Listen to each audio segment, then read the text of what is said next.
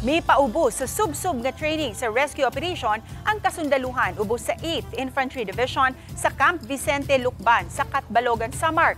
Uban ang kabumbiruhan sa BFP Special Rescue Unit Tacloban sa Eastern Visayas. Kabahin kini sa pagbansay kanila sa humanitarian assistance and disaster response. Gitawag nila kini og pagparig-on exercise. Sa maong seminar o training, gitudluan sila sa angayang buhaton sa mga rescue operation sa higaton nga makasugat og dagkong katalagman ng dapit.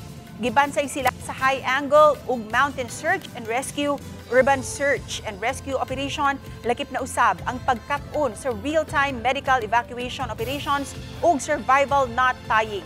Ang mga pagbansay-bansay gitumong aron adunay igong katakos ang kasundaluhan ug kabombiruhan sa panahon nga mas sinati na usab ang kusog nga pag-uwan nga mohatag sa landslide, pagbaha ug ubang katalagman. Matud ni Colonel Ronald Iliana, commander sa Joint Task Group Tacloban, ang pagparigon exercise pagpakita nga dili lang sila kutob sa pagproteher sa kinabuhi ug sa komunidad panahon sa gubat, apan mamihimo usab sila nga first responders panahon sa kalamidad. Sa maong training gisiguro usab ang kaluwasan nila sa mga mo-rescue.